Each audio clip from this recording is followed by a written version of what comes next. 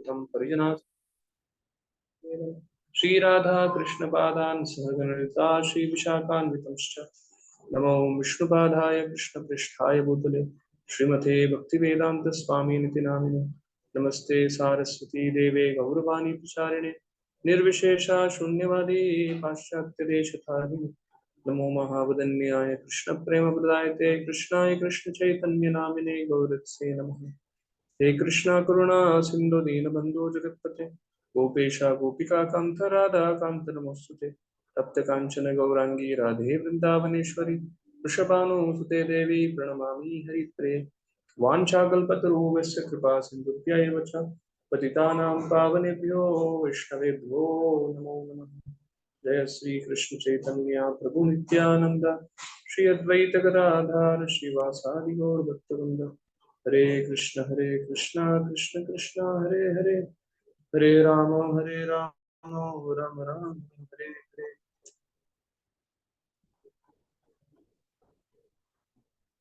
Hare Krishna.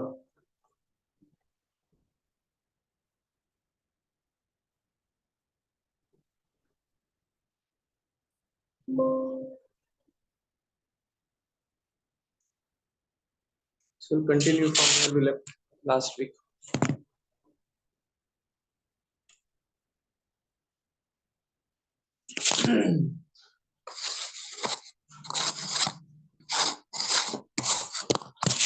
So actually I logged in from my mobile and I'm not able to connect on my laptop. So somebody else can share the screen folio. I think we have continued. We have done till 25, 26.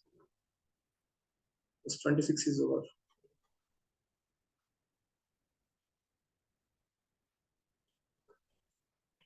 Who has folio? Somebody in the system, they can share folio. Yes, Prabhuji, 1 minute, just working on that. Just give me 1 minute.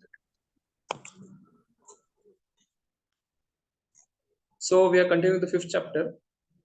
5th chapter has 4 sections. First section is about 9 questions Vidura is asking to Maitreya Rishi regarding Jiva, Purusha, Avatara, the creation of the universe, Kala, Karma, Subhava. We saw it till 9th shloka. And from 10th onwards till 16th, it has 5 sections basically. From 10th shloka onwards till 16th. Maitreya Rishi, Vidura is telling to Maitreya Rishi that speak only Krishna Katha, the glories of Krishna Katha. Speak, and he is telling, okay, Maitreya Rishi may speak anything. So to make it very clear what Vidura wants to hear, he is telling him, I have heard from Mahabharata, I have heard this, that, but Mahabharata's glory is only Krishna in the center. So I want to hear something because Krishna has just departed. I want to just hear something which is related to Krishna, nothing else. That was second section. Third section was, it takes one to know one. So Maitreya Rishi got the darshan of Lord Krishna at the end of his life, when Krishna was departing from this world. Uddhava was there and Maitreya Rishi happened to come there, Yadrichaya. So then Maitreya Rishi could understand the elevated portion of Vidura. So Maitreya Rishi starts glorifying Vidura. We had seen that. And after that, we had discussed the 4th section, where Maitreya Rishi is answering the questions from, I think, 22, 23, 24, 25, 26. So 27. Maitreya Rishi is answering the question of Vidura briefly. So that we had seen.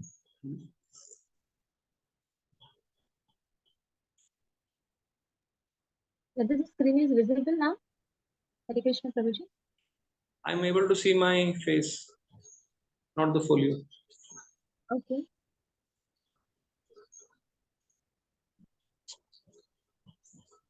Prabhuji, actually we have mobile.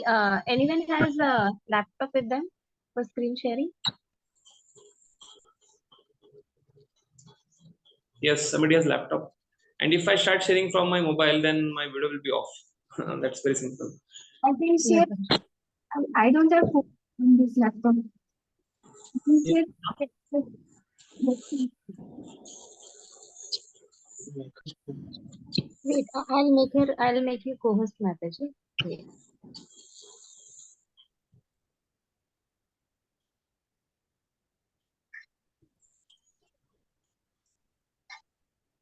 So two more sections are remaining in this section, in this fifth chapter. That is Vidura's answers continues. Fourth section, which we have left only 4 slokas we completed, we have to continue further, and then prayers of the demigods.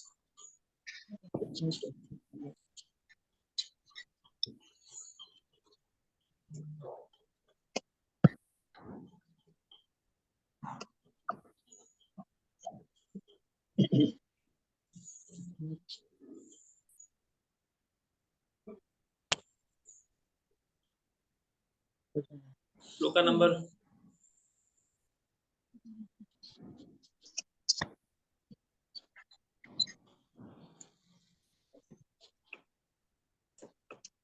22, 26, 26 we have completed. 27, sloka number 27. Vidura's question to Maitreya Rishi. First section, Vidura's exclusive interest in Krishna Katha and no lesser topics. And then Maitreya Rishi glorifying Vidura and expresses gratitude. And Maitreya Rishi starts replying to Vidura's question. That is from 22 to 26. So now, 27 to 38 is the process of creation. Is it visible to all of you? Yes, Prabhuji. Okay. And all of you mostly will be having laptop. Either you have a laptop or have a hard copy. It's not a good idea to sit with the mobile. Mobile, nothing is visible. I have a laptop next to me. Actually, I share my screen from laptop only. But somehow I'm not able to connect today to my laptop internet. Yes. So continuing from 27. Tato bhavan mahatatvam avyaktat kala chodita Vijnanatma dehastam vishvam vyanjam stamo nuda. Yes, Anand Mantu.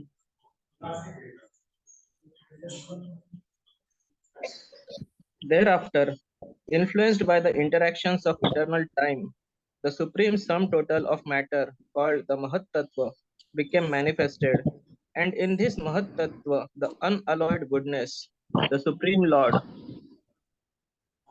sowed the seeds of universal manifestation out of his own body. Yes. Very important word in this is Kala Chodita. In the second line, Avyaktyat Kala Chodita. Avyaktyat is Mahatatvam, Kala Chodita in time. So as soon as time factor, that is nothing but the glance of Mahavishnu. He is Kala. And the consort of Kali is Kali. Kala Kali. That is Krishna, that is Shambhu and Durga. So Kala Chodita is time factor. So Prabhupada writes in the purport that as soon as time manifests influence of time, the creation starts. Yes, we can read the whole purport. Purport is very important. Yeah, purport. In due course of time, the impregnated material energy was manifested first as the total material ingredients. Everything takes its own time to fructify, and therefore the word Kala Choditat, influenced by time, is used herein. The Mahat Tattva is the total consciousness because a portion of it is represented in everyone as the intellect. The Mahat Tattva is directly connected with the supreme consciousness of the Supreme Being, but still it appears as matter. The Mahat Tattva or shadow of pure consciousness is the germinating place of all creation. It is pure goodness with a slight addition of the material mode of passion, and therefore activity is generated from this point. Basically, Maitreya is explaining in previous 26 that Mahavishnu in Purusha incarnation, he breathes out the Brahmanda. So as soon as Brahmanda comes out, so in that impregnates through his glands 3 modes of material nature. Then eternal time appears. And by the influence of eternal time, the Mahat Tattva. So creation is always similar. Mahavishnu glances, Kala, Karma, Subhava, as we see in 2nd canto, 6th chapter. Kala, Karma, Subhava, they come. The second step is Mahat Tattva. Then Mahat Tattva, influenced by time factor, gives rise to Mahatattva in goodness, Mahatattva in passion, Mahatattva in ignorance. So Mahatattva in goodness is Mahatattva, Mahatattva in passion is Sutra Tattva, Mahatattva in ignorance is Ahankar. Okay? Mahatattva, Sutra Tattva, Ahankar. We have seen this chart in second canto 6th chapter. Then from Ahankar in goodness comes mind and sense devatas. Ahankar in passion comes intelligence and senses. And Ahankar in ignorance, from that comes Panchamahabhut and Tanmatras. So this section from 27 to 38 is going to explain the same thing.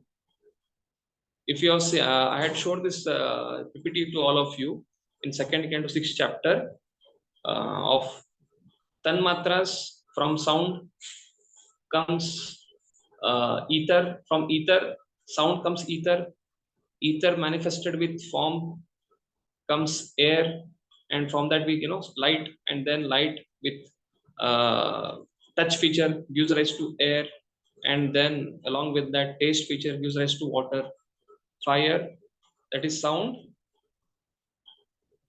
ether, then air, then fire, then water, then earth.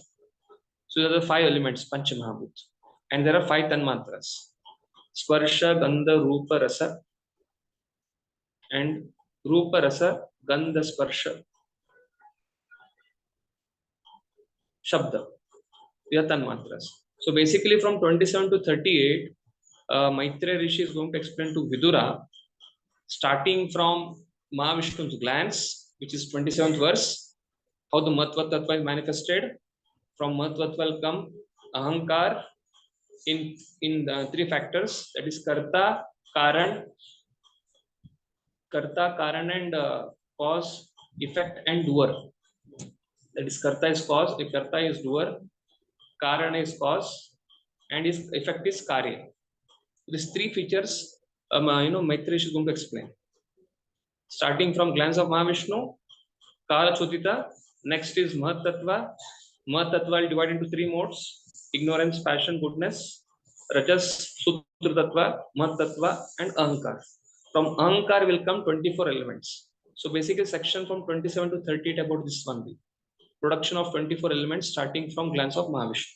Okay? So we'll go to the next sloka now, 28th. How the Mahatattva gets differentiated in 3 modes. So apyamsha gunakalatma bhagavad drishti gochara atmanam vakarod atma vishwasyasya shishikshaya. Yes, Mataji, you can read.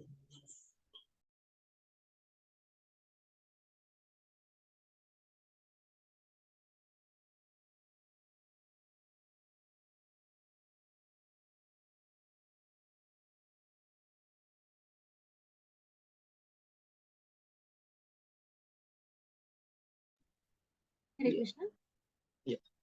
Translation. Thereafter, the Mahat Tattva differentiated itself into many different forms as the reservoir of the would-be entities. The Mahat Tattva is chiefly in the mode of ignorance, and it generates the false ego. It is plenary expansion of the personality of Godhead with full consciousness of creative principle and time for fructification.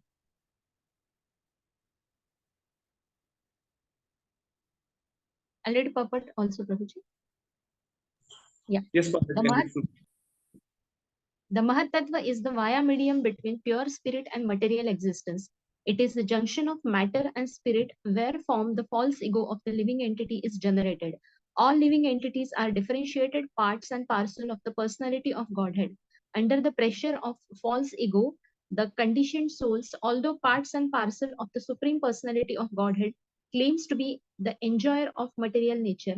This false ego is the binding force of material existence. The Lord again and again gives a chance to the bewildered conditioned souls to get free from this false ego, and that is why the material creation takes place at intervals. He gives the conditioned soul all facilities for rectifying the activities of the false ego, but he does not interfere with their small independence as part and parcel of the Lord. So basically here, the Mahatattva is basically in ignorance because it is in material world. It is going to be divided into 3 modes now. So that is what Prabhupada is going to speak here. So next shloka. महतत्व विकुर्वाण अहम तत्वं विजायतः कार्यकारणकर्तात्मा भूतेन्द्रिय मनोमय वैकारिकस्तैजसा च तामसा चेति हम त्रिधा. See carefully here. महतत्व विकुर्वाण. महतत्व विकुर्वाण मतलब महतत्व is getting transformed. Aham, false ego. Aham mameti. So mahatattva gets transformed into false ego, that is ahankar. False ego tattvam vajayatah. And what are the ways it is getting transformed into? Cause, karya, karana, kartratma. That is cause, effect, and then the doer. Because of false ego, we think that there has to be some cause, there is some effect, and we are the doers. Surely there is cause and effect, but Mahavishnu is efficient cause and material nature is the effective cause or material cause. But the living entity is karta iti manyate, karya karana kartratma. Basically, because of false ego, one thinks that material world will not function because material world is independent of the Lord. If somebody has to work independent of the Lord, then he has to give up his dasanudas feature and he has to become boss anu boss. So what are the three features added for it? Karya, cause, karana, effect, kartratma, the doership. And then bhutendriya manomaya. So there are bhutendriya, the pancha mahabhuta, there is mind, the senses, everything gets generated. And in what way? Vaikarikas. So mahatattva and goodness is called as vaikarikas. Mahatattva and passion is called as which option, Prabhuji?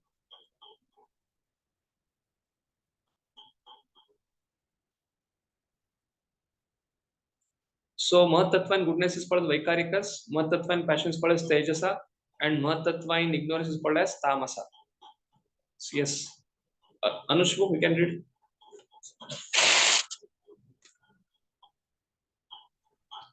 Mahatattva, or the great causal truth, transforms into false ego, which is manifested in three phases: cause, effect, and the doer. All such activities are on the mental plane and are based on the material elements, gross senses, and mental speculation. The false ego is represented in three different modes: goodness, passion, and ignorance. Yeah, you can read till speculation only, Prabhu. From the beginning, first 4-5 lines you can read. Purport. A pure living entity in his original spiritual existence is fully conscious of his constitutional position as an eternal servitor of the Lord, as an eternal servitor of the Lord.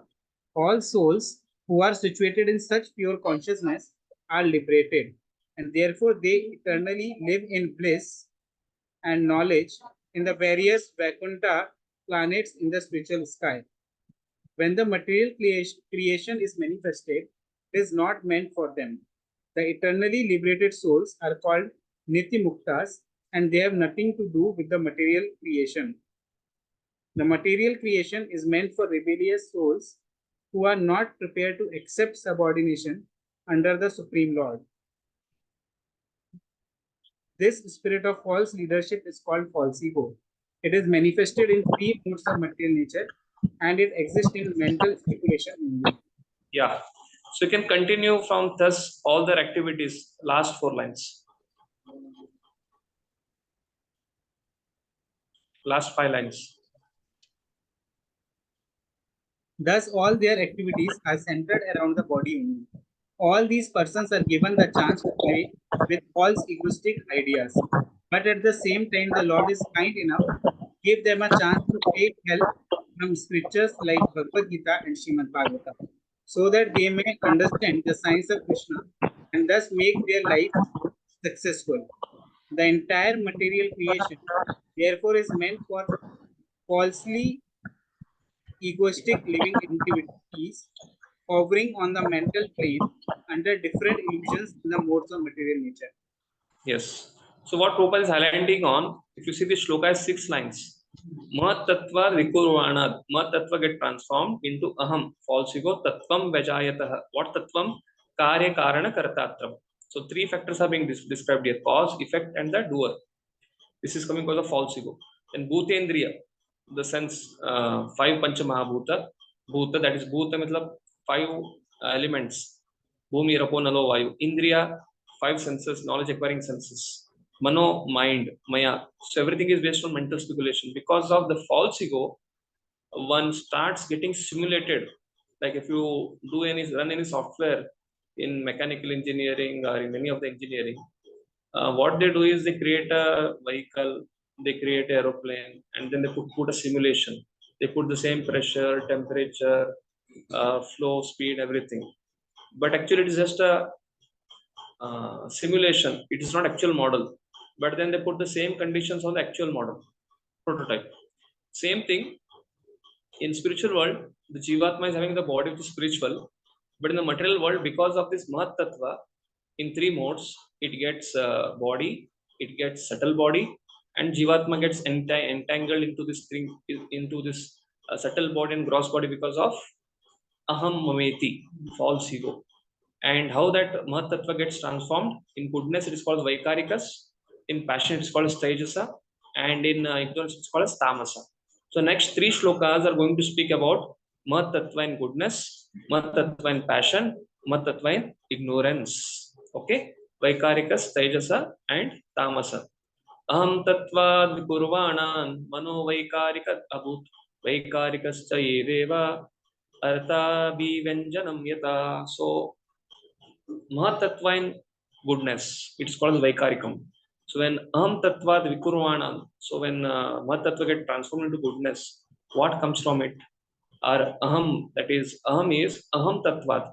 So Mahat Tattva is transformed into 3 modes. Aham Tattva is nothing but Mahat Tattva. Last shloka spoke about Mahat Tattva getting transformed into 3 modes. Mahat Tattva in goodness is Vaikarikas, Mahat Tattva in passion is Tejasa, and Mahat Tattva in ignorance is Tamasa. So now what is being spoken here is Mahat Tattva in ignorance. That is Tamasa. From Tamasa comes false ego. So false ego in goodness again. What comes from that? Mind and sense devatas. That is being explained here. There is Mahat Tattva. Mahat Tattva get diffused into 3 modes: Mahat Tattva, Sutra Tattva, and Ahankar. Ahankar here is called as Aham, that is false ego. If you see the translation of Aham Tattva, this is false ego or Ahankar in Sanskrit. So Ahankar is going to get transformed into 3 modes now. So you forget about the previous one. Mahat Tattva is divided into 3 parts. Leave the passion, ignorance, passion and goodness part. Sutra Tattva, Mahat Tattva, come to the ignorance part, that is Ahankar. So Ahankar is getting diffused into again 3 modes, 3 parts of Ahankar. That is goodness, that is Vaikarika, and then Taijasa, then Tamasa. So now what is being spoken about is Ahankara in goodness produces what? Mind, and then sense devatas. This is the translation. Yes, Mother, you can read. The false ego is transformed into mind by interaction with the mode of goodness. All the demigods who control the phenomenal world are also products of the same principle, namely the interaction of false ego in the mode of goodness.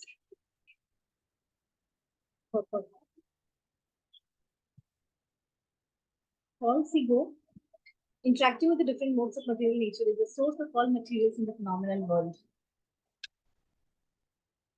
Discussing about the false ego in mode of goodness, mind and sense devatas. Now passion is discussed. False ego and passion. Tejasa indriyani eva jnana karma mayani cha. What is coming in passion? Indriyani and mind. Tejasa indriyani eva jnana karma mayani cha. So we see this is only 2 lines here. Tejasa, ahankara in passion is called Tejasa. What is coming from it? Indriya, senses, knowledge acquiring senses. And what else is coming? Jnana karma mayanicha, where jnana comes in intelligence. So from goodness, ahankara and goodness comes mind, sense devatas. Ahankara and passion comes senses and intelligence. So the second line, jnana karma mayanicha, indicates deliberation, speculation for personal benefit. That is basically the work of intellect. Yes. Next devotee. This are certainly product of mode of passion and false ego, and that's the philosophical speculation knowledge to activities are predominantly a product of the power of passion. Should I read the purport of the story? Read the purport. You can The read the chief first function, first paragraph. The chief function of the false ego is godlessness. When a person forgets his constitutional position as an eternally subordinate part and parcel of the Supreme Personality of Godhead and wants to be happy independently, he functions mainly in two ways. He first attempts to act fruitively for personal gain or sense gratification, and after attempting such fruitive activities for a considerable time, when he is frustrated, he becomes a philosophical speculator and thinks himself to be on the same level as God. This false idea of becoming one with the Lord is the last snare of the illusory energy, which traps a living entity into the bondage of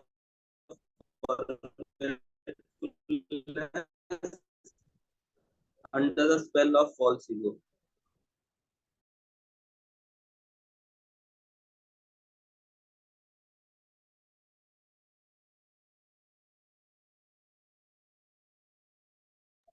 One should, yeah. So Prabhupada writes the solution is when the ahankar in passion gives rise to senses and intelligence, which is perverted intelligence. So how to purify the intelligence? Guru Mukha Padma Vakya Chitete Koriya. So same thing Prabhupada mentioned second paragraph. One should know definitely that the absolute truth is never realized by philosophy and speculation of imperfect egoistic person. The absolute truth of the personality of Godhead is realized by hearing about him in all submission and love from bona fide authority.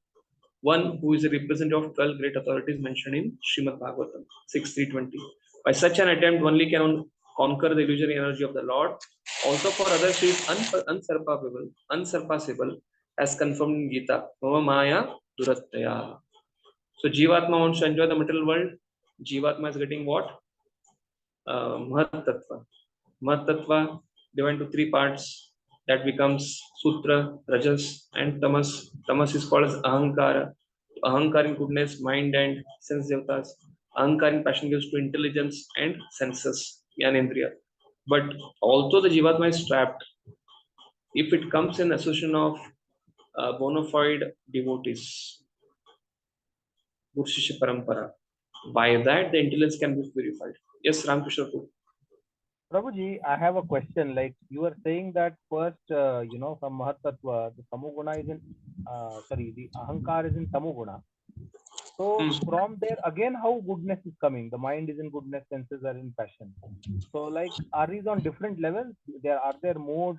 Like in the Mahatattva, one level of modes, and then from the Ahankara, again, material mode, like that, I cannot understand.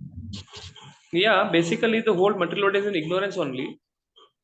So even goodness is like spiritual world is pure goodness. Yeah. So when Lord Mahavishnu glances, the glance is there. When it mixes, that is what is mentioned in 27th verse, previous section. As soon as he glances, because the glance, the Mat Tattva is created. So Mat Tattva is predominantly in goodness, but it has some element of passion because creation has to start. Okay, it's avyakta, unmanifested. But as soon as time factor mixes with it, it becomes a Mat Tattva in goodness, that is Mat Tattva. Then in Rajas, it is called as the Sutra Tattva, and in Tamas, it is called as Ahankar. This is first level of creation. In second step, for creation, only goodness and passion, more than that, ignorance is required. Ahankar, because when the Jivatma has to identify the body, the Jivatma has to get simulated with the gross body, with the subtle mind. So therefore, it's step by step. Step 1, step 2. Mat Tattva in goodness, passion, ignorance. This third step comes is Ahankara.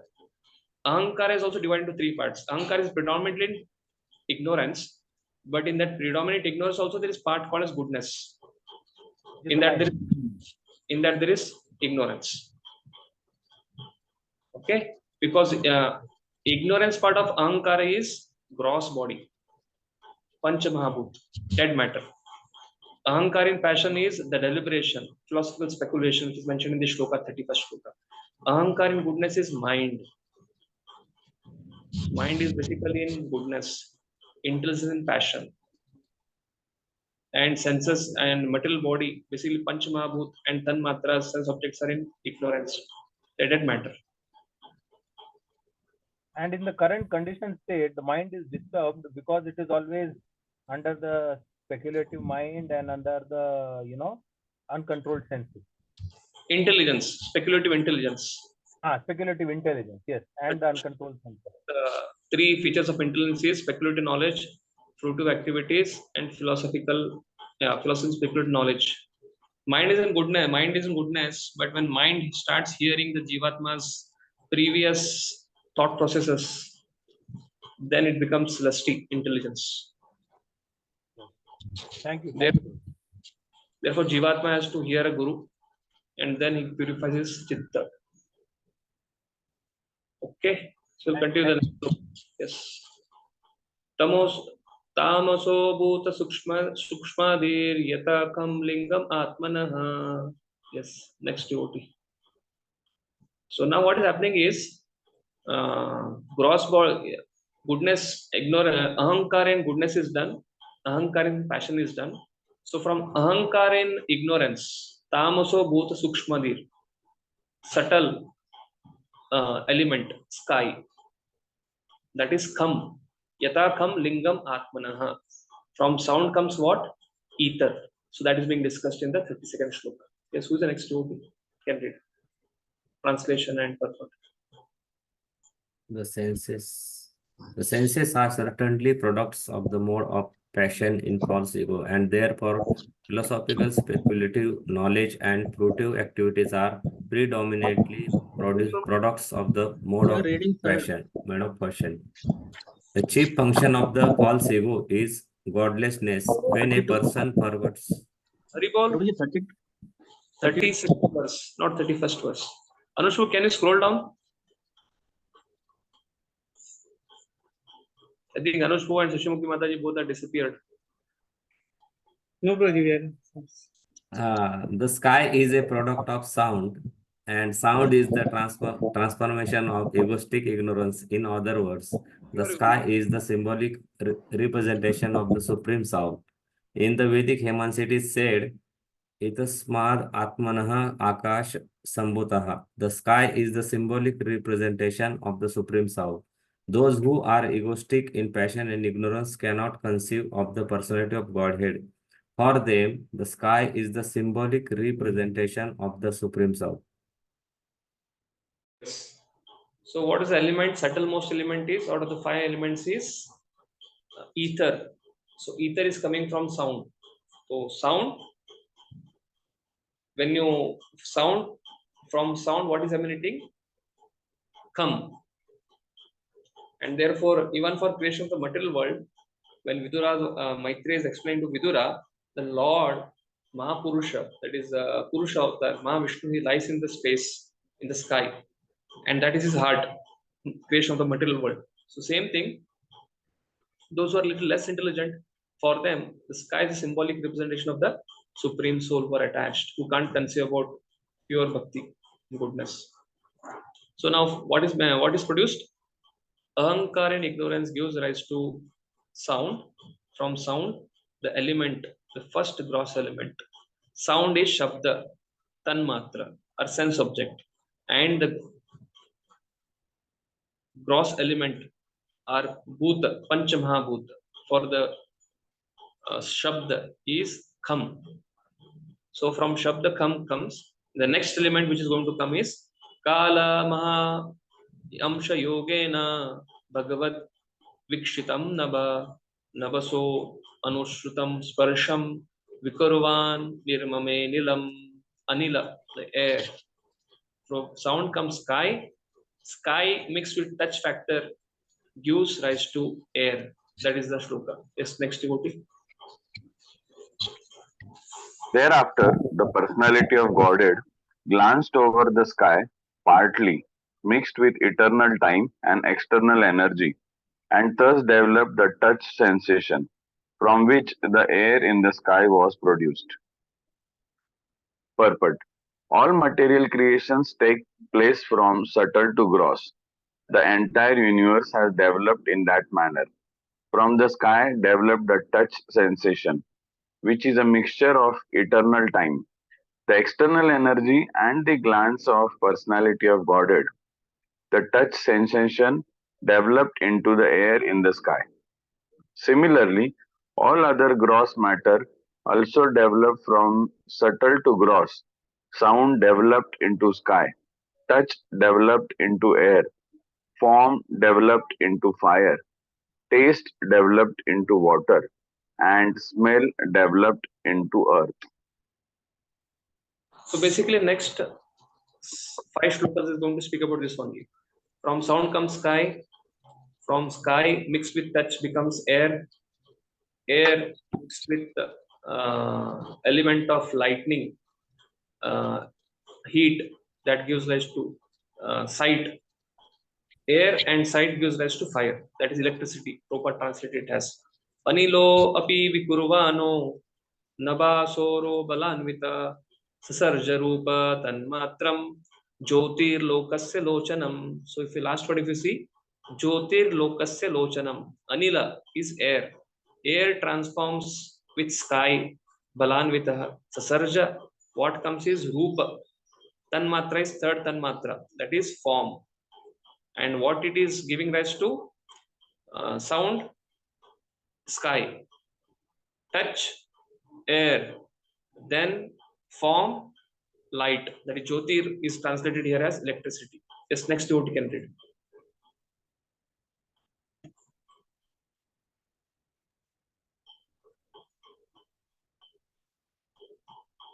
Bhaja Hari Prabhu, you need to unmute yourself. Or you to join with the audio. Yes.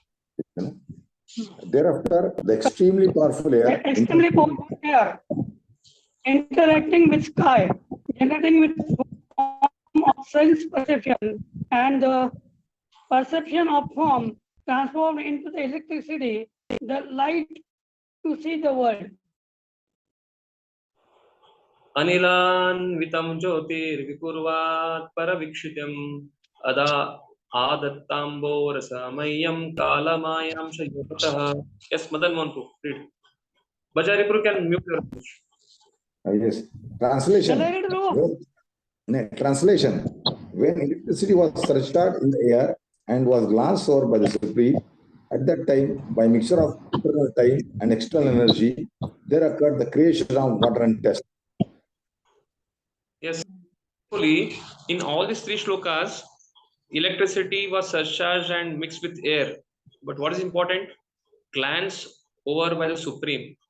As soon as Lord glances, only that time the mixing happens. And then what happens is, electricity is glanced, surcharged with air and glanced by eternal time. Then there is taste and water. The 4th step of creation. From sound, sky, touch, air, and then form and electricity and fire. Now there is taste and water. So next shloka will be smell, fragrance, and earth element will come. But what is important? Till the time Lord doesn't glance on it, it will not occur. Jyotishambo anusam srishtam vikurvad brahma vikshitam mahima gandham gunam adat kalamayam yogatah. Yes, Mataji, you can read. After the water produced from the electricity was glanced over by the Supreme Personality of Godhead and mixed with eternal time and external energy. Thus, it was transformed into the earth, which is qualified primarily by smell. From the description of the physical elements in the above verses, it is clear that in all the stages, the glance of the Supreme is needed, with the other addition and the alteration. In every transformation, the last finishing touch is the glance of the Lord, who acts as a painter does when he mixes different colors to transform them into a particular color. When element is mixes with the other color, the number of its qualities increases. For example, the sky is the cause of air. The sky has only one quality, namely sound.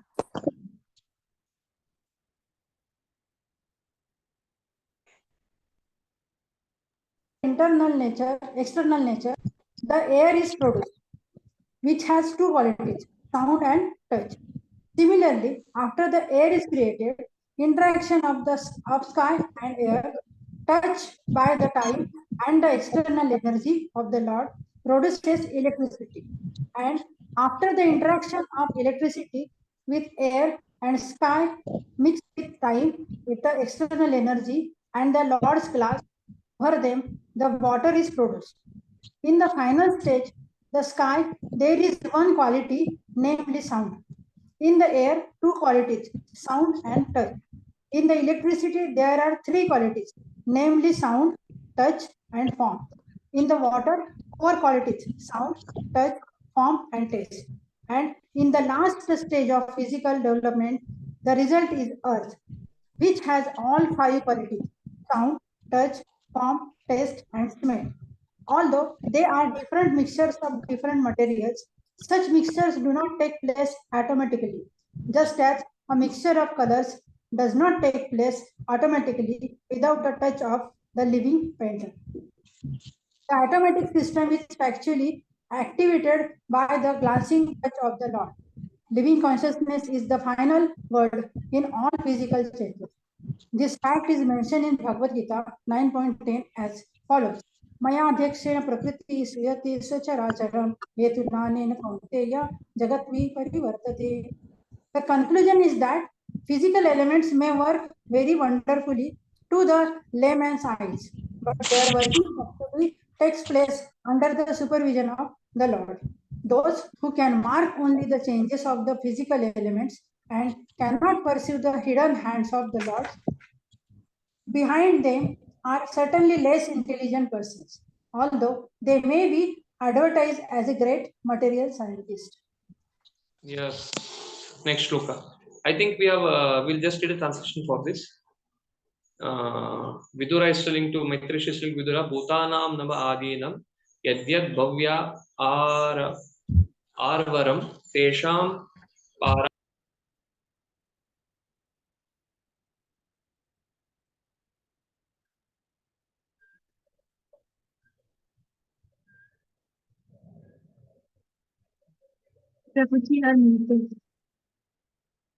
We can't hear you, Prabhuji.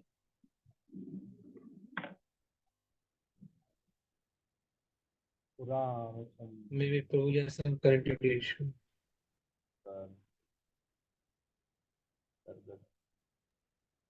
I think Prabhuji got disconnected because he had joined from two mobiles.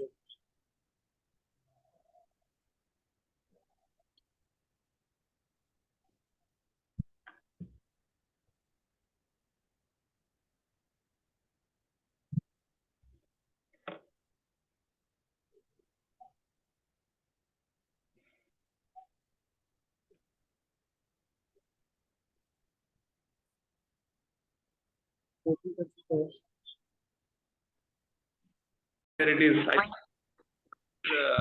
raining heavily. I'm also at a place where it is windy and raining. So this is 37th verse, where Prabhupada is telling a sound has only one part. The sky has only one part, ether sound. Then air has two parts, sound and touch. Tan matras are being mentioned here. One thing is gross elements, another thing is sense objects.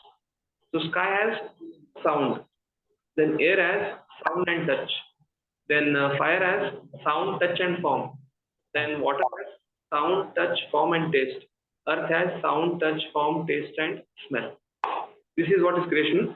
Same thing is mentioned by Brahmaji to Narad Muni in 2nd canto 6th chapter after the Purushukta confirmed. Section 2.5, 2.6. Same thing Maitreya is describing here to Vidura.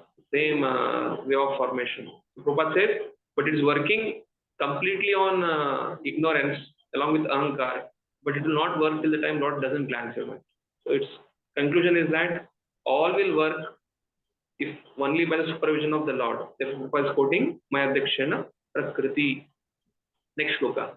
Eti deva kala vishnu kala mayam shalingina nanatvatsva kriyani shaha prochu pranjalyo vibhum. Yes, next devotee. The controlling deities of all the above mentioned physical elements are empowered expansions of Lord Vishnu.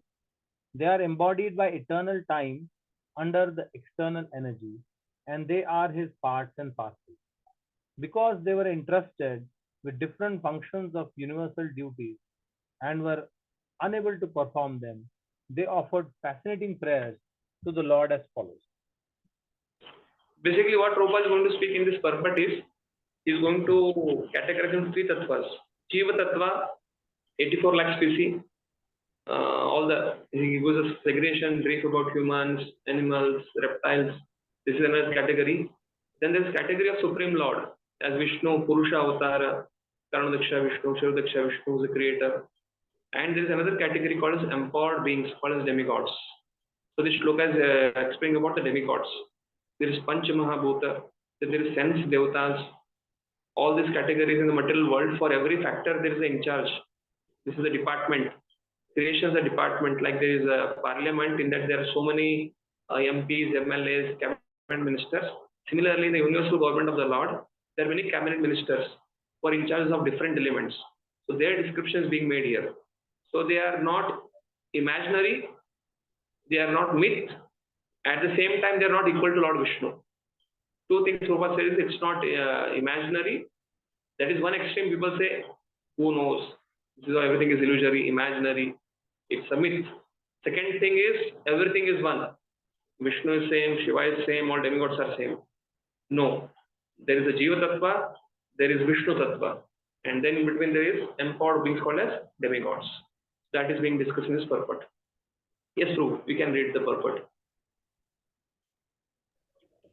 The conception of various controlling demigods who inhabit the higher planetary system for the management of universal affairs is not imaginary, as proposed by persons with a poor fund of knowledge. The demigods are expanded parts and parcels of the Supreme Vishnu, and they are embodied by time, external energy, and partial consciousness of the Supreme. Human beings, animals, birds, etc., are also parts and parcels of the Lord and have different material bodies, but they are not the controlling deities of material affairs. They are rather controlled by such demigods. Such control is not superfluous. It is as necessary as the controlling department in the affairs of a modern state. The demigods should not be despised by the controlled living beings. They are all great devotees of the Lord, entrusted to execute certain functions of universal affairs. One may be angry with Yamaraj for his thankless task of punishing sinful souls, but Yamaraj is one of the authorized devotees of the Lord, and so are all the other demigods.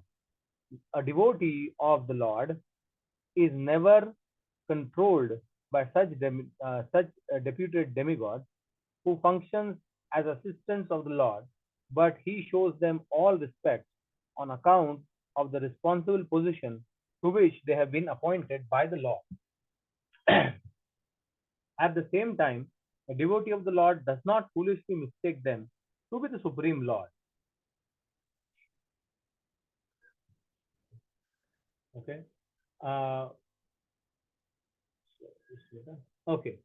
Only foolish persons accept the demigods as being on the same level as Vishnu. Actually, they are all appointed as servants of Vishnu. Anyone who places the lords and demigods of the same level is called a Pashandi or an atheist. The demigods are worshipped by persons who are more or less adherent to the processes of Jnana Yoga, jnana, yoga, and karma. That is the impersonalist meditators and the fruitive workers.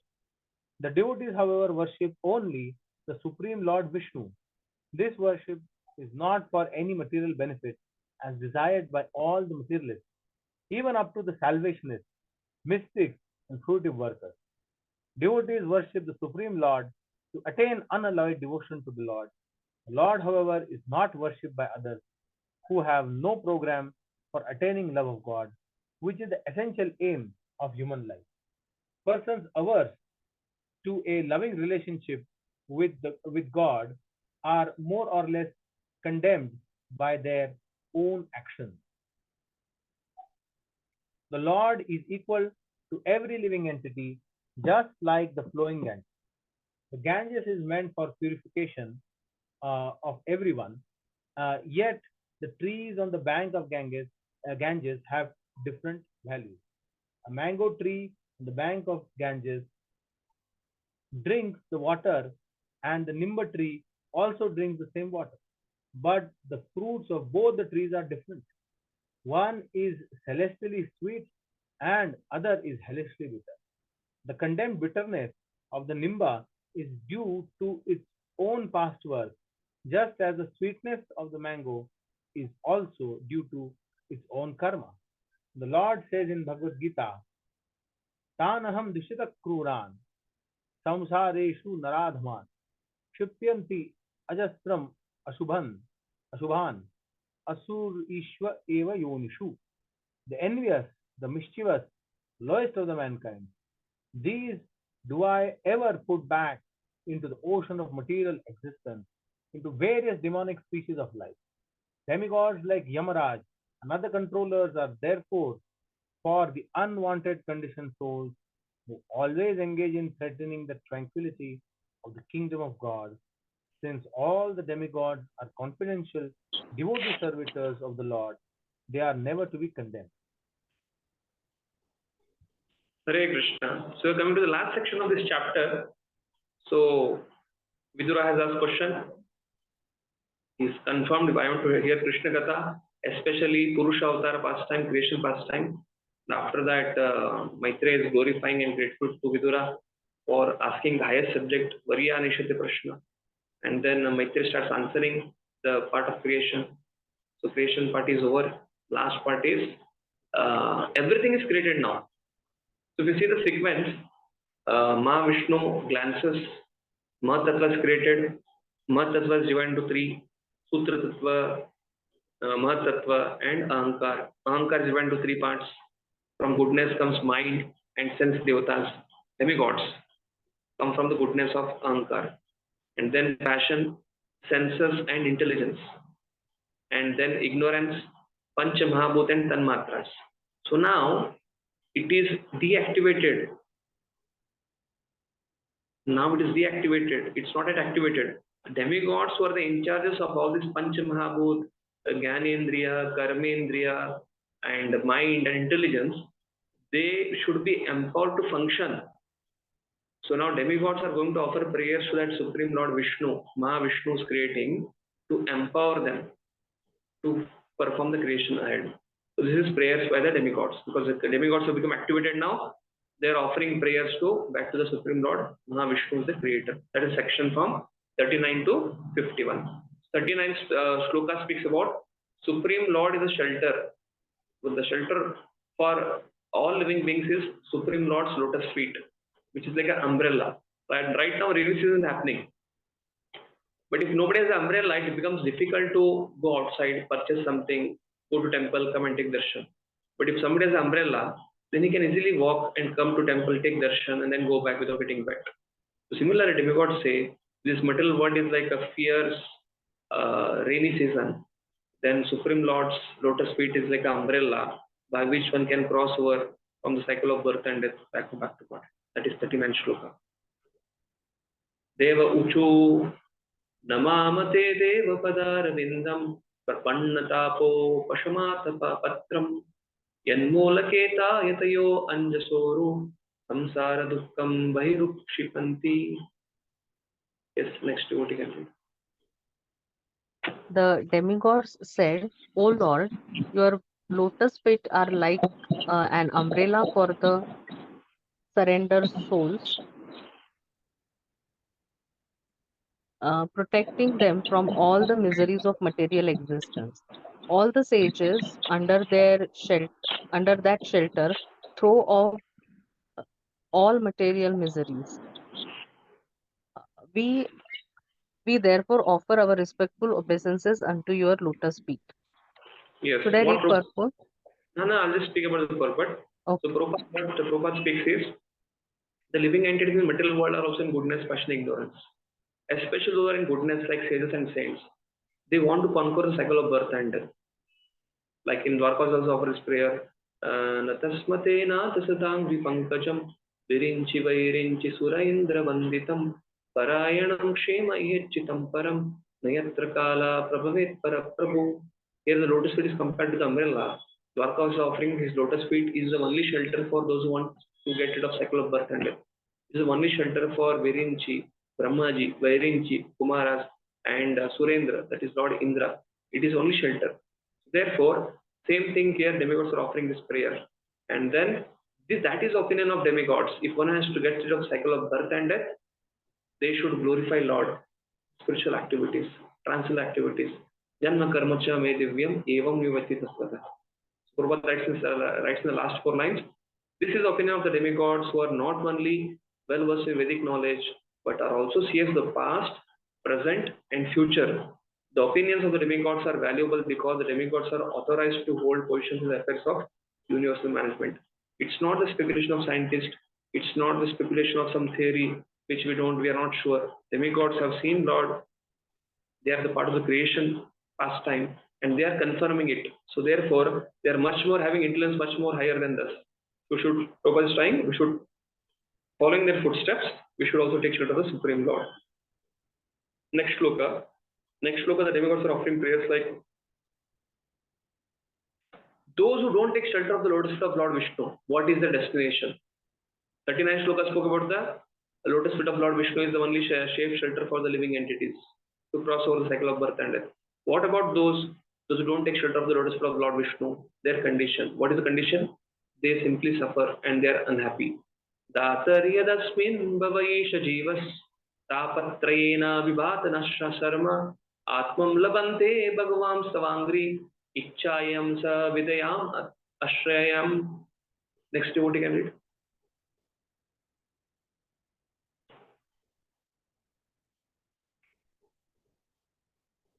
I think Yashika Ahuja Mataji, your sound is not audible. I think you need to remove your earphone and then speak. Unplug it from the system. You can speak now. Not audible. Others are able to hear? No, nobody is able to hear. Have you joined the video? You are able to hear my audio? Okay, I think there is some issue from your side. The input voice is not coming. Next devotee can read. You can try to rectify it. We'll come back to you. Next devotee can read. I think Shiromani Radhika Mataji can read. Yes, translation. O Father, O Lord, a personality of Godhead, the living entity in the material world can never have any happiness because they are overwhelmed by the 3 kinds of miseries. Therefore, they take shelter of the shade of your lotus feet, which are full of knowledge, and we also thus take shelter of them. Purport. The way of devotion service is neither sentimental nor mundane. It is a path of reality by which living entity can attain transcendental happiness, being freed from the 3 kinds of miseries: Adi Bhautik, Adhyatmik, Adi Daivik. Prabhupada basically speaks about these 3 miseries in the purport. And Prabhupada says that material life is a life of hard struggle, these 3 conditions. And only shelter is the lotus feet of Lord Vishnu. And Prabhupada quotes this shloka that Vasudeva Bhagavati Bhakti Yoga Pravajita. There is no want of knowledge and in the devotion service of Vasudeva. But Lord personally takes charge of dissipating the darkness. If somebody is illiterate, somebody is very old, and he's not able to read, hear, then what about him? Lord as Paramatma, he gives them the intelligence by which he eradicates Tesham Sadaktanam Bhajatam Priti Purvakam Dadami Yogam Tam tena mama pensati. Basically, what was trying to tell here is karmis, they by dint of their endeavor, they want to go to Swarga. Jnanis, by the speculation, they want to merge in Brahman. So these two things are not required. Divide of karma and jnana. One does bhakti, that is lotus, taking shelter of the lotus foot of Lord. So simply to endeavor for last line, Prabhupada writes, empiric philosophical speculation cannot give one relief from the threefold material miseries of existence. Simply to endure for knowledge without devoting oneself to the Lord is a waste of valuable time. So bhakti is very, very important. So next shloka is very, very important shloka, which speaks about Lord's lotus feet are shelter of holy places, holy men, and holy river. Holy place, holy men, holy river. Their holiness comes because of the Lord's lotus feet. As you know, this shloka, Vidura, is being glorified by Yudhishthira Maharaj. Bhavadvida Bhagavatas Tirtha Bhuta Swayam Vibhu Tirthi Kurvanti Tirthani Swantastena Kadavratah. Okay, the same thing is being mentioned here. Margantiye te Mukhapadmanides Chanda Suparanair Shriyo Vivakte Yasyagamarsho Dasaridvaraya Padam Padam Tirtha Pada Prapanna. Next devotee. The lotus feet of the Lord are by shelter of all places.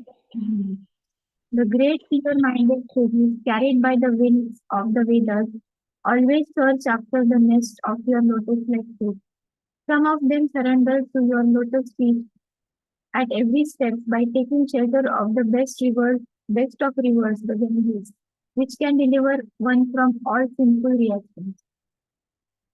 Purport is very important, Mataji. You can read both the paragraphs. Purpose.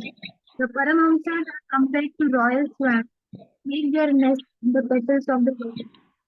The Lord's hearts are also to the lotus flower. Because in the material world, the lotus flower is the last word.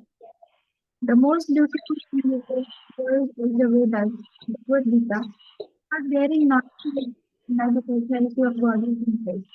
The Paramahamsa is nest in the lotus-like space of the heaven.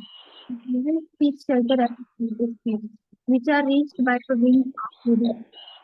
Since the Lord is the source of all energy, intelligent written by Vedic, seek the shelter of the Lord, just as birds have the nest, to leave the nest, search out the take complete rest. All Vedic knowledge is meant for understanding Lord. Not in Bhagavad Gita, intelligent persons who are like swans take shelter of the Lord by all means, and do not hover on the mental plane by fruitless speculating on different philosophies. The Lord is so kind that He is the river throughout the universe. By taking bath in that river, everyone can get from the reactions of sin which occur at times. There are many rivers that are able to evoke one's sense of consciousness, bathing in them. In the river Ganges among them. There are 5 sacred rivers. Ganges is the most sacred. The river Ganges and Bhagavad Gita are the six of transcendental happiness for life. An intelligent person takes shelter of them back home back to God. Even Shipas recommends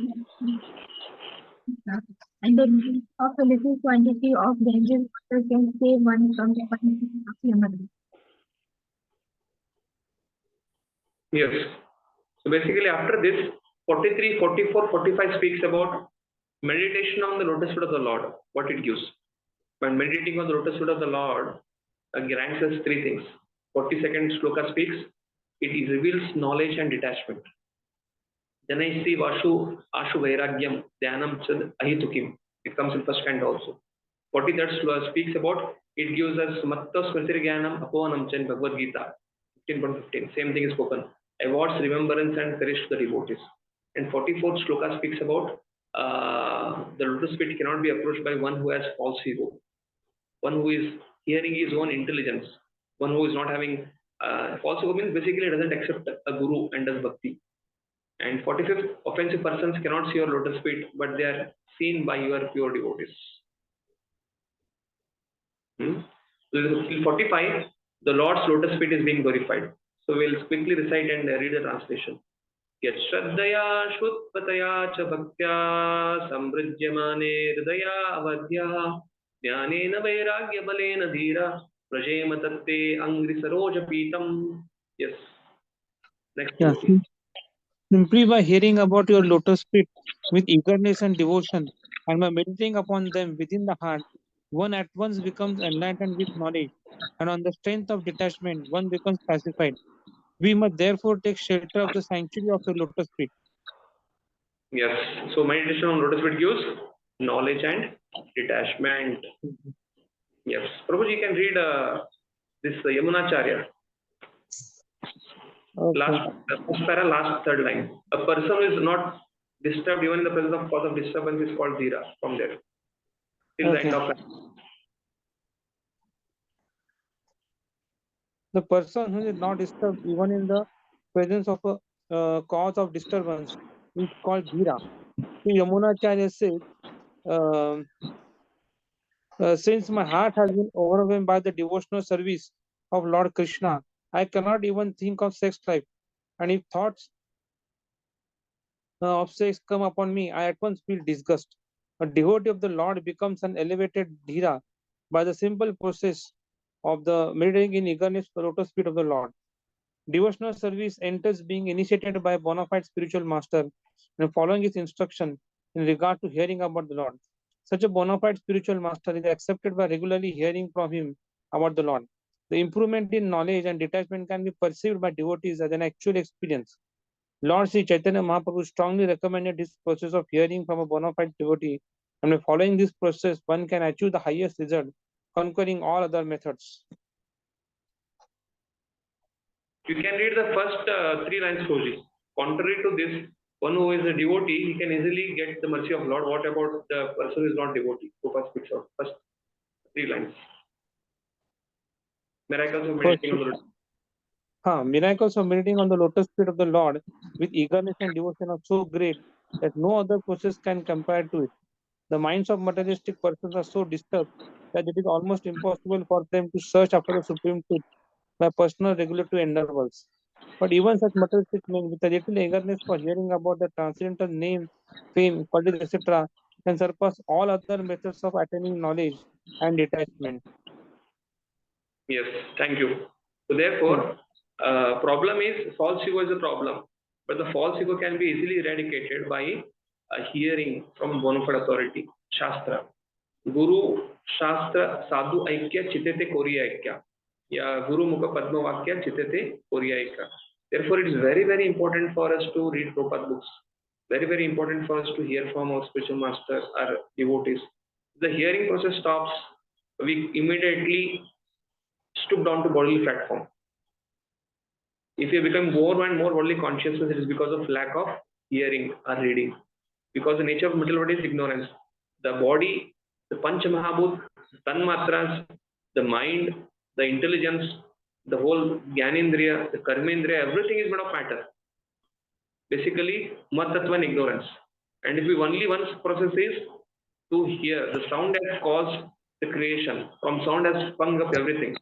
The only solution is Anaveti Shabdat. If we hear from the lotus mouth of a spiritual master, then only we can unwind our business from the material world. Next shloka. Meditation on the lotus feet gives rise to remembrance and courage to the devotees. 43rd. Vishwasya janma sthiti samya marte kratva tarasya padam bhujate prajema sarve sharanam yadisha smritam prayachati abhayam sapumsam. So last time speaks about smritam prayachati abhayam sapumsam. Smritam and abhayam. 2 blessings. Meditation on lotus feet gives. Yes, next devotee. O Lord, you assume incarnations for the creation, maintenance, and dissolution of the cosmic manifestation. And therefore, we all take shelter of your lotus feet because they always award remembrance and courage in your devotees, to your devotees. Purport. For the creation, maintenance, and dissolution of the cosmic manifestation, there are 3 incarnations, Brahma, Vishnu, and Mahesh, Lord Shiva. They are the controllers or masters of the 3 modes of material nature, which cause the phenomenal manifestation Vishnu is the master of the mode of goodness, Brahma is the master of mode of passion, and Maheshwara is the master of the mode of ignorance. There are different kinds of devotees according to the modes of nature.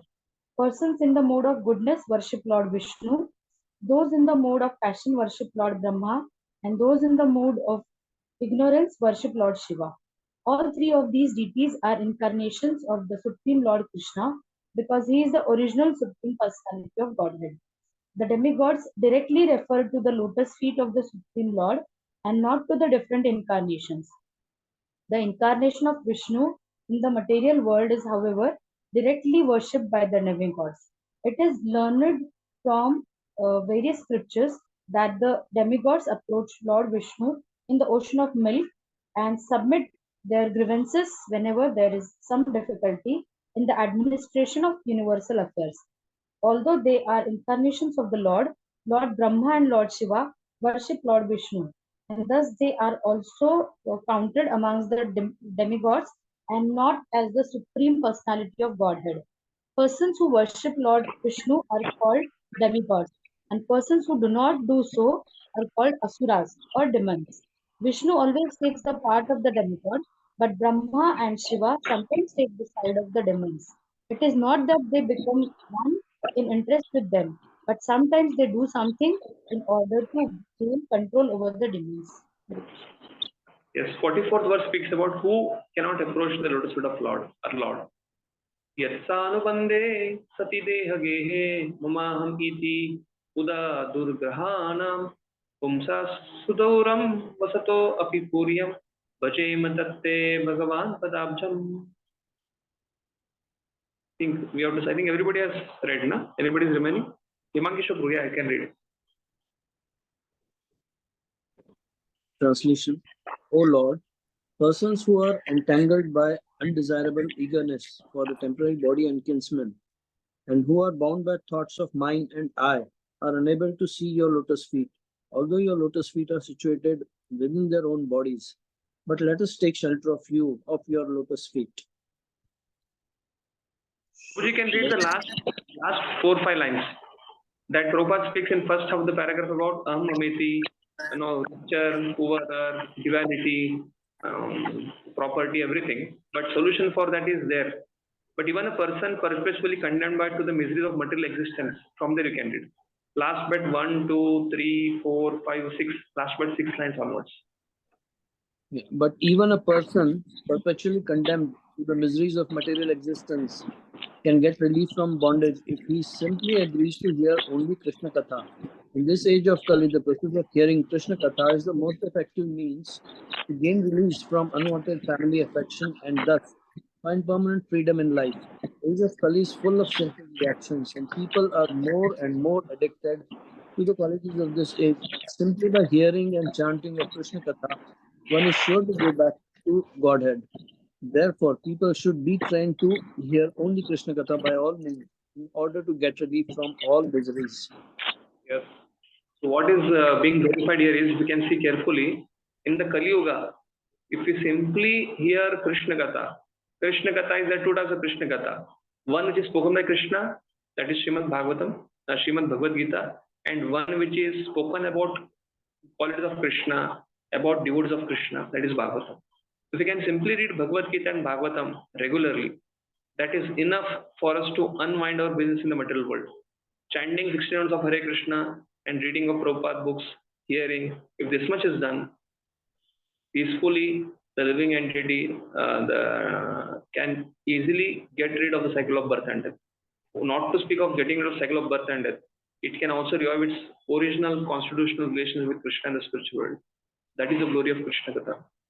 The next shloka speaks about offensive persons cannot see your lotus feet, but they are seen by your pure devotees. There are some people who are very offensive, but pure devotees can create a sukruti by their mercy.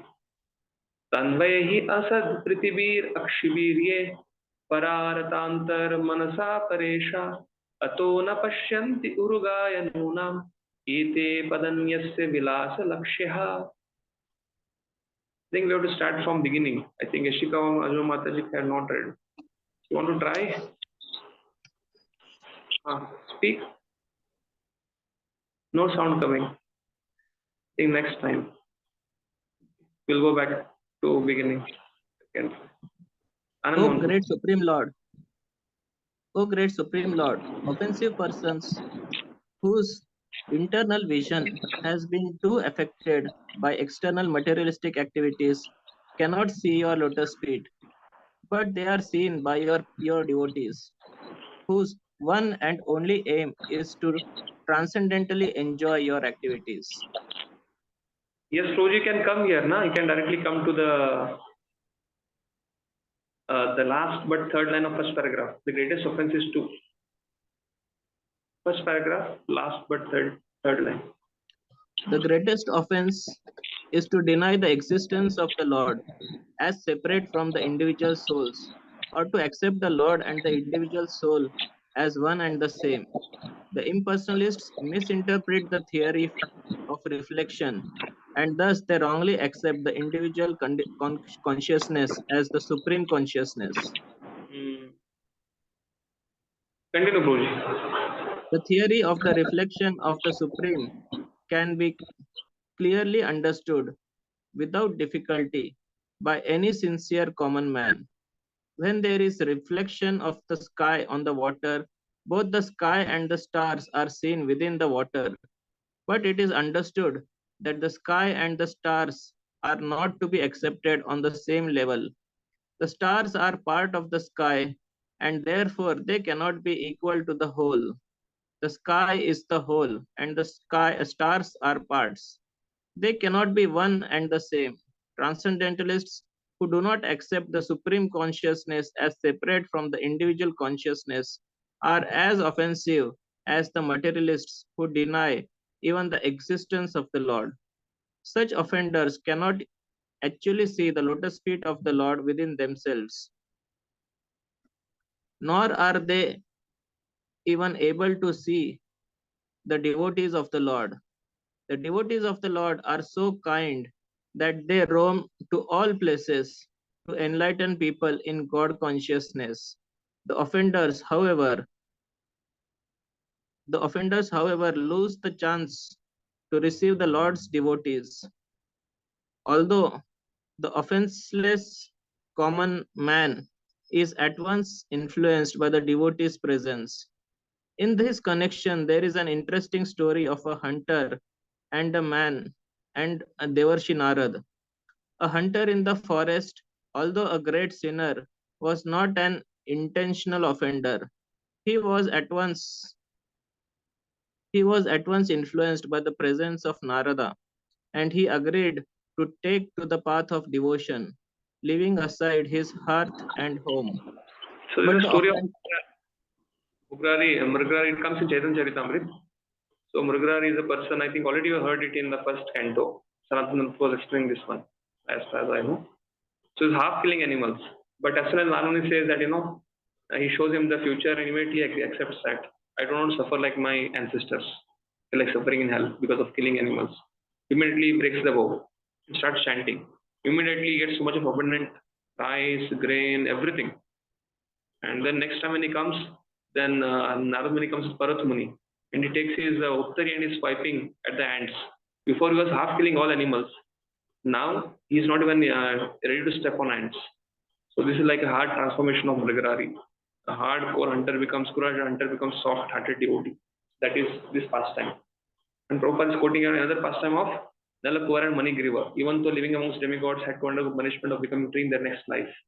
But by the grace of Narada, they were cursed. And there was a blessing in disguise. They became trees in the courtyard of Nanda Baba. And therefore they helped all the Brajavasis to accomplish their desires. And in that way, when Lord became happy on them, he broke those trees in the form of Damodar pastime. So this is what Prabhupada speaks here. The Lord's devotees continue to bestow the blessings of last line. Lord's devotees continue to bestow the blessings of devotion upon all such offenders without hesitation. That is the nature of devotee. So offender cannot come directly in touch with the Lord because he has no bhakti. Bhakti tu ananya shakya. Without bhakti one cannot approach Lord.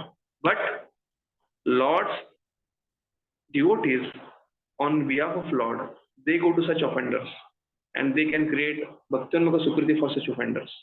Therefore, sadhu hridayam mayyam. Lord is inside the heart of a devotee and devotee is inside the heart of a Lord. Therefore, the devotees are so dear to the Lord. Next shloka. Panena te devakata sudaya pravruddha bhaktya vishadasiye vairagyasaram pratilabhya bodham yatanjasanviyurakunta dishyam. Path of devotion is very easy and ensures highest goal and all perfection. Like karma, jnana, ashtanga. But of all the paths, devotional path is very easy and perfection. Same thing is spoken even in the last shloka, mantra 17 of Ishopanishad. Ayuranilam amritam atedam bashmantam sariram kritasmara kritam smara kritam smara kritam smara. Please remember my sacrifices. Swayambhu Muni is offering to Yajna. Whatever I done, I don't know, but please remember. Prabhupada writes there, devotional path is surest and safest. Rest of the path, there is a lot of risk factor involved. Same theme is being told here by demigods in 46 verse. This next devotee, Mataji, you can read. Lord, O Lord, person who because of their serious attitude attain the stage of enlightened devotional service achieves the complete meaning of renunciation and knowledge and attain the Vaikuntha Loka in the spiritual sky simply by drinking the nectar of your topics. I'll go through Purport, Pravishi. Yeah. Purport. The difference between the impersonalist mental speculator and the pure devotee of the Lord is that the former pass through a miserable understanding of the absolute truth at every stage, whereas the devotee enter into the kingdom of all pleasures even from the beginning of their attempt. The devotee has only to hear about devotional activities which are as simple as anything in ordinary life, and he also acts very simply, whereas the mental speculator has to pass through a jugglery of words which are partially facts and partially a make show for the maintenance of an artificial impersonal status. In spite of his strenuous efforts to attain perfect knowledge, the impersonalist attain merging into the impersonal oneness of the Brahmajyoti of the Lord, which is also attained by the enemies of the Lord simply because of their being killed by him. The devotees, however, attain to the highest stage of knowledge and renunciation and achieves the Vaikuntha Lokas, the planets in the spiritual sky. The impersonalist attains only the sky and does not achieve any tangible transcendental bliss, whereas the devotees attain to the planets where real spiritual life prevails. With a serious attitude, the devotees throws away all achievements like so much dust and he accepts only devotional service, the transcendental culmination. So devotional service is the surest and easiest path. Therefore, Prabhupada is comparing here with the devotion, a simple street sweeper. It is better to become a simple street sweeper than charlatan meditator. So Mayavadis, Krishna Paradis, it's very difficult from them. Klesh adhikatar pesham, avyakta chetasam. For those who are having impersonal conclusion, a Mayavadic conclusion, the path of self-realization becomes very, very difficult. That is 47th verse connection. Tatapare chatma samadhi yoga balena jitva prakritim balishtam tvameva dhira purusham vishanti tesham shramasya nattu sevayete.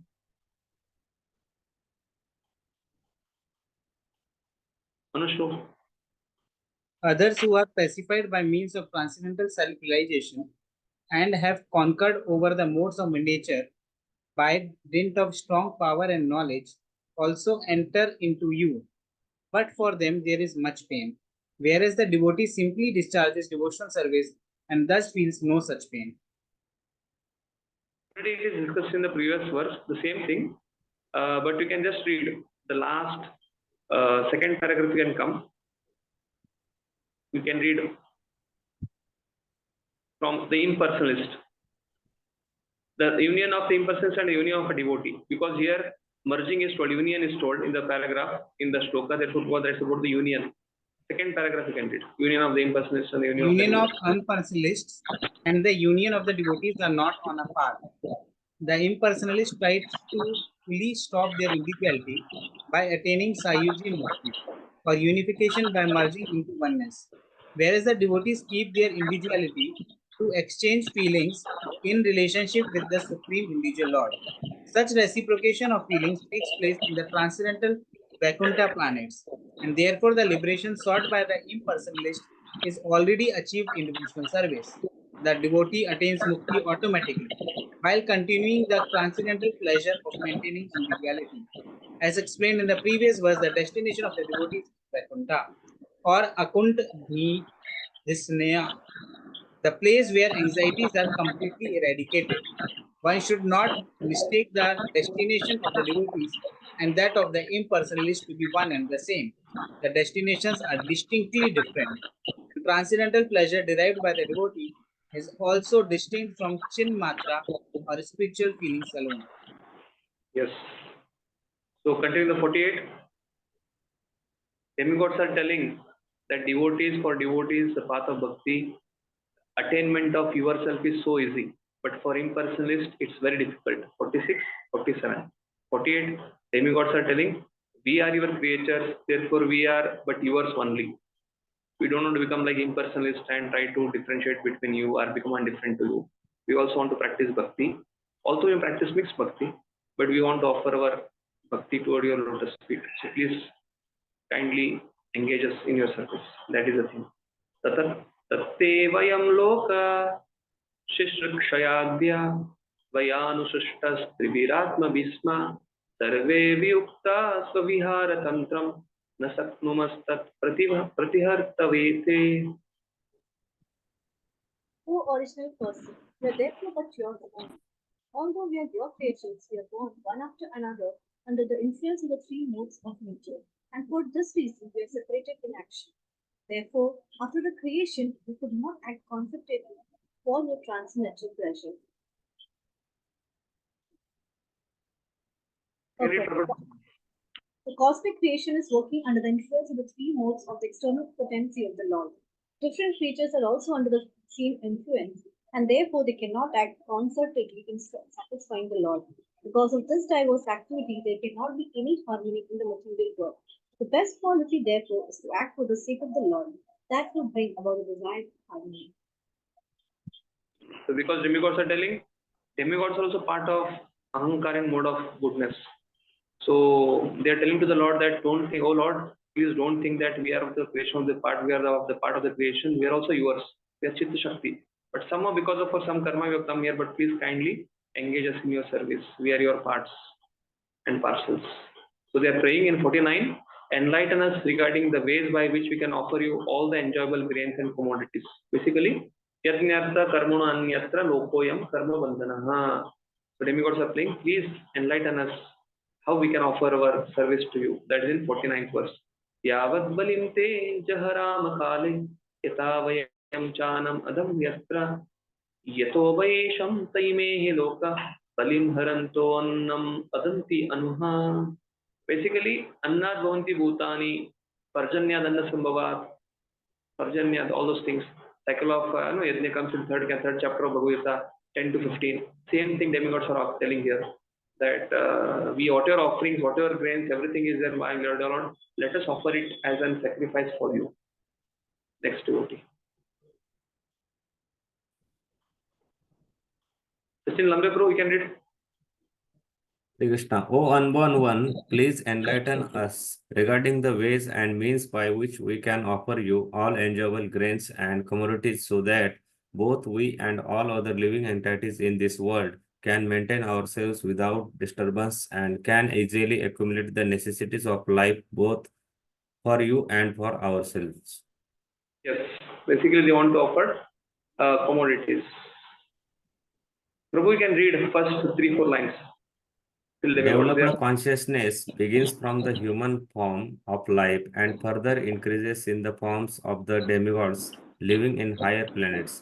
The earth is situated almost in the middle of the universe, and the human form of life is the intermediate stage between the life of the demigods and that of the demons.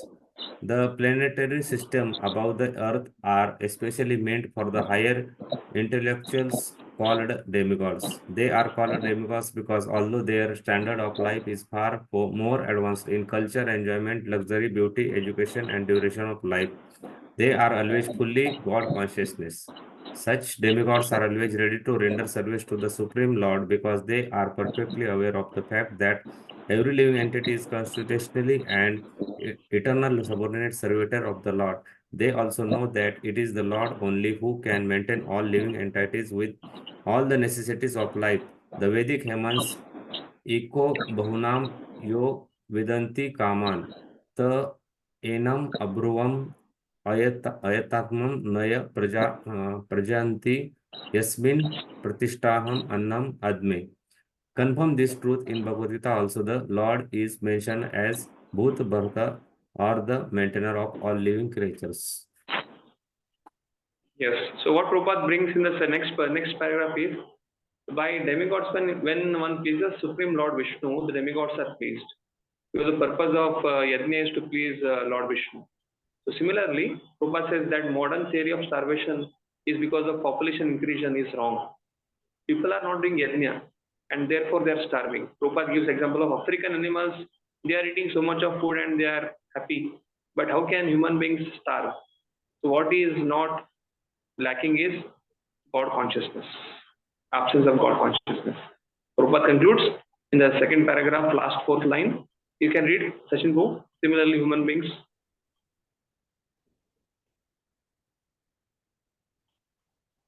Similarly, human beings are provided with food, grains, vegetables, fruits, and milk by the grace of the Lord. But it is the duty of human beings to acknowledge the mercy of the Lord. As a matter of gratitude, they should feel obliged to the Lord for their supplies of foodstuff, and they must first offer him food in sacrifice and then partake of the remnants. Yeah, same thing Prabhupada speaks in Isha Vashyaminam Sarvam, Isha Upanishad. Basically, everything, whatever we have, it should be offered first to the Lord. So Prabhupada again brings the same thing, starvation committee, people they try to create artificial famine by sinking so much of grains and other things. It is because of sinful life. But if one does leads a pious life, accepts Lord, then everything is for everybody's need, but not for one man's greed. So we can come to the last paragraph, third paragraph, a person who has no God consciousness. Last but 4 lines. A person who has no God consciousness may live in opulence for the time being due to his past virtuous acts. But if one forgets his relationship with the Lord, certainly he must await the stage of starvation by the law of the powerful material nature. One cannot escape the vigilance of the powerful material nature unless he leads a God conscious or devotional life. Yes, basically, people are telling out population explosion, starvation, this and that. That is because they are very sinful and they are not acknowledging the proprietorship of the Lord. Solution is they have to accept the proprietorship of the Lord. Isha Vashyam Idam Sarvam. Next, 2 shlokas we'll see and we'll end. Tamna Surana Masisanvayanam Kutosto Adhya Purusha Purana Tam Deva Sakyam Gunakarma Yono Rektasva Ajayam Kavim Adadecha. Basically, they are telling you are the original founder of all the demigods, yet you are the oldest and unchanged. You are a root. They are offering. Yes, next devotee. You are the original personal founder of all the demigods and the orders of different gradations.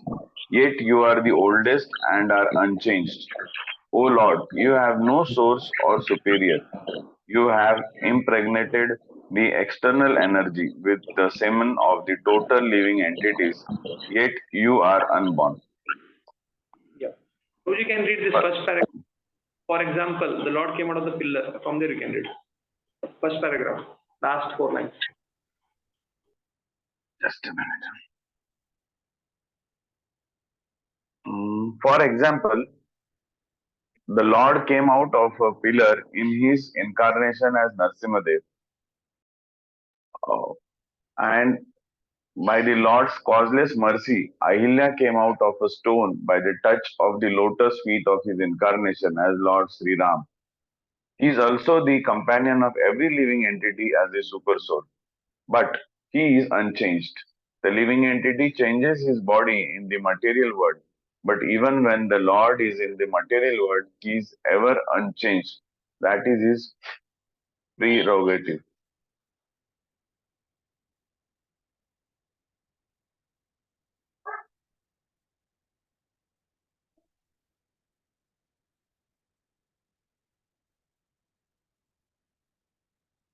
But you're not able to hear your voice. You can read from sometimes out of love for the sun. Second paragraph. Second paragraph. First, second, As, third. con- as confirmed in Bhagavad Gita 14.3, the Lord impregnates the external or material energy. Ajay, sometimes in love, the son is more than the father, but the relationship of a father and son is one of the superior and the subordinate. Every living entity, however great he may be, even up to demigods like Brahma and Indra, is an eternally subordinate servitors of the Supreme Father. The Mahatattva principle is the generating source of all the modes of material nature, and the living entities take birth in the material world in bodies applied by the mother, material nature, in terms of their previous work. The body is a gift of material nature, but the soul is original part and parcel of the Supreme Lord. Basically, demigods may be seen to Brahma, may be seen as the owner of the whole world, but still is son of Lord Vishnu. The Prabhupada is writing, Lord Vishnu may not be seen, Brahma, people may glorify Brahma, but Brahma is also son of Lord Vishnu.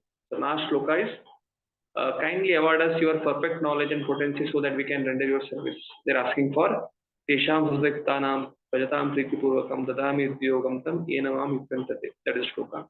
Tato Vayam Mat Pramuka Yadarte Bhu Vimatma Karavam Kimete Vanasvachakshu Parideha Satya Deve Kriyarte Yadunagrahanam. Let your anugraha be on us. That is the prayer demigods are offering to the Lord, and this is the last prayer they're offering, creation. And next devotee. Hare Krishna. Translation. The Supreme Self, please give us who are created in the beginning from the Mahatattva, the total cosmic energy, your guide direction on how we shall act. Kindly award us your perfect knowledge and potency so that we can render you service, the different departments of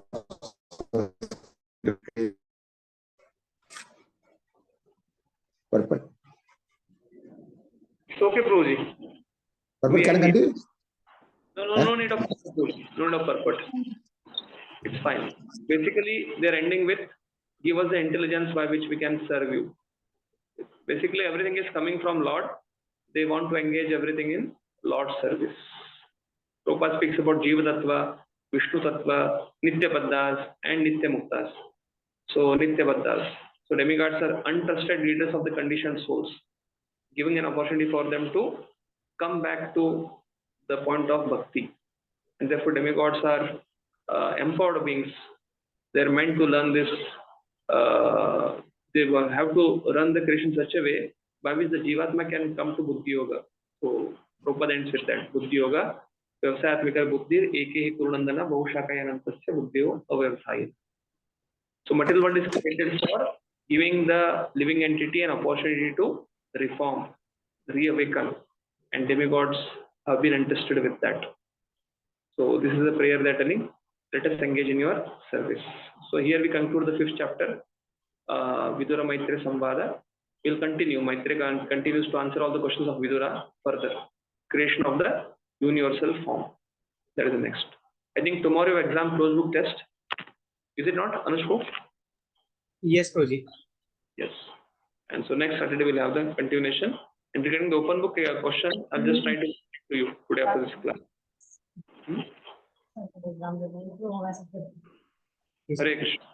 Prabhuji, I could not remind about the shloka test. When is so, 4th week? Huh? Okay, we can have next week. When is the shloka? You remind now to all other devotees, we can have it in first week of May.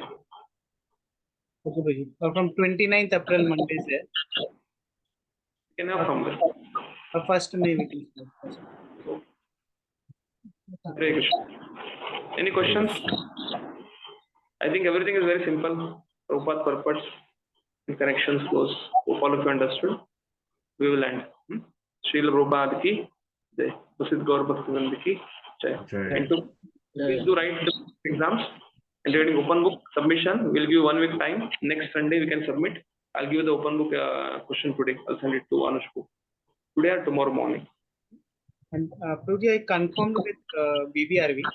Devotees can directly use the same form and directly also submit the OBA. Okay.